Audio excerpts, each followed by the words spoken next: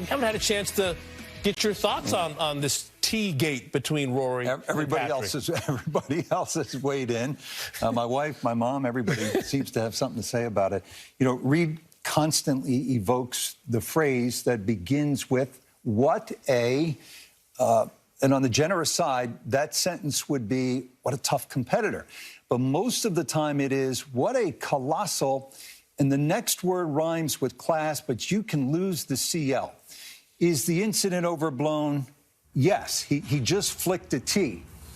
But to pretend that it could be business as usual, just a couple of guys chopping it up on the range, is ludicrous. Either Reed is willfully ignorant or he's trying, and I suspect this is the case, to get in Rory's head. Look, Rory is being asked here to play nice with the guy who is part of a group that wants to shut down his business, that is trying to engineer an institutional coup. And that institution, this hierarchy of professional golf, with all of its pathways to the highest levels, is one that has fed everyone on the range in Dubai and the one at Torrey Pines. And the rival league was two players, this guy and Tiger Woods, from wrecking that institution. So don't pretend that it is okay. It's not. Rory, in a sense, is saying, hey, you want to start a tour that rips apart my tour? You're not getting friendliness on the range. Damon, not surprisingly, Patrick Reed is contending this is where he is comfortable as the loathsome heel. This is when he thrives as the outcast against the prom king. And it's nothing new, is it? Going back to his days in college, leaves Georgia under some murky circumstances, goes to Augusta State, now Augusta University, and what does he do? Win back-to-back national championships. 2018 Masters alongside Rory McIlroy. You would have thought Rory would have been born in Athens, Georgia. The patrons, by and large, everybody on that property wanted Rory McIlroy to win the green jacket. Who walked away with the green jacket? Patrick Reed. 2 years ago, this very week, Farmers, Saturday.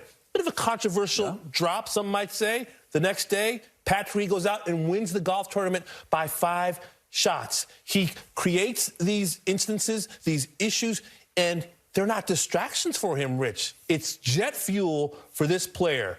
Being the heel, being the antagonist is nothing new for Patrick Reed. And here he's taken on the Crown Prince.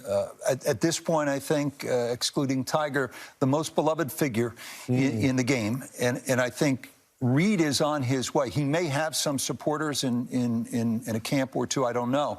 But at this point, I think he's the most reviled figure in the sport. And he's probably okay with that. I don't know. I tell you what, this could be jet fuel for Rory, though, as well. Rory has not been one to shrink from the fight over the last several months, as we've seen, as he's embraced this role as an ambassador for traditional professional golf, you might call it. He's played some of his best golf, winning a 3rd FedEx Cup, winning in Canada. Make no mistake, you know, Patrick Reed may not be the only one who's getting some energy from these kind of moments.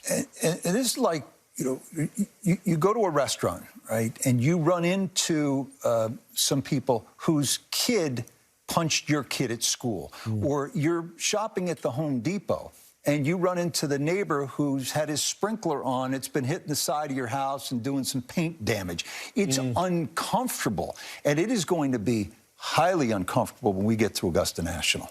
Is this bad for the game? Is this dangerous? Some people say golf needs a little spice. We talk about hockey, you know, the gloves are off.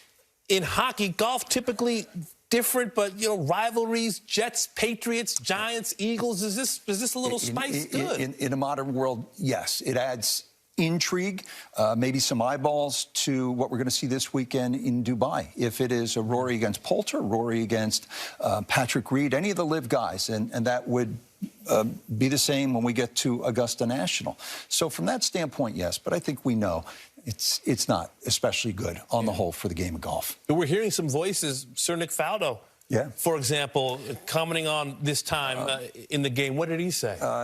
Leaving no doubt as to where he falls on all of this. Nick Faldo in a recent interview saying of LIV Golf, their tour is meaningless. They're done. It's a rival tour. And this is to my point, Damon, Nick saying if you work for a company for 20 years and then leave to go to a rival company, I can promise you your picture won't still be on the wall. You've moved on. Fine, off you go. Now, Faldo, Ryder Cup great for the European side during their halcyon days.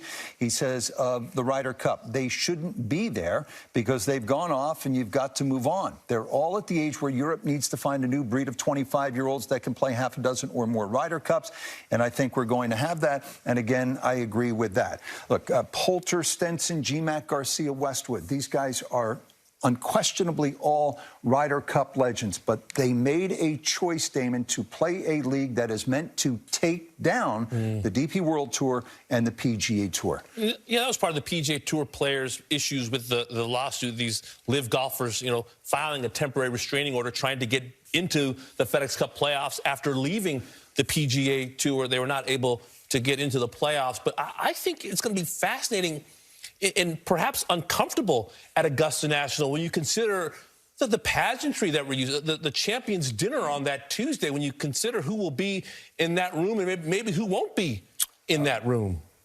I'm hearing there's a chance that some of the old guard will not attend the Champions Dinner. We don't know for sure, but I know that it's going to be uncomfortable to use that word again. Augusta, I think, has always prided itself on uniting the sport. We get there in April, there's a great coming together. Yeah. And that's definitely not going to be the case this year. And everybody knows it. Look, Augusta National, the Masters, has been dragged into this legal entanglement with LIV Golf. So there's some frayed feelings certainly on the side of Augusta National, I would assume. This will not be a typical Masters. There is no way we can run from it. It is the best feeling tournament, right? It's about that vibe, that kind of Southern hospitality, that civility. And I don't think, at least in the first few days, that's going to be the case. These are unprecedented times. You hope that by the time Thursday rolls around of Masters Week, that the focus is on the golf. But you just don't know in this era that we're living in. Look, I said this was sort of an institutional coup d'etat they were trying to engineer. Augusta National is the very center of kind of golf institutionalism, all that it represents, the best ideals, presumably, of the sport. And it's all heightened when we get there. Every fracture and crack in the game, all the bad feelings, I think, are going to be heightened. I think the LIV guys will likely be on their best behavior, but it's just going to be tough. What do the pairings look like? What does that Champions Dinner look like? Well, we'll be reading into the groupings and the pairings. Who's with who? Is there a message behind who's playing with who? What happens on Sunday if a LIV golfer's in the final group with a Rory McIlroy? I mean, these are all possibilities going into this first major championship of the year. No question.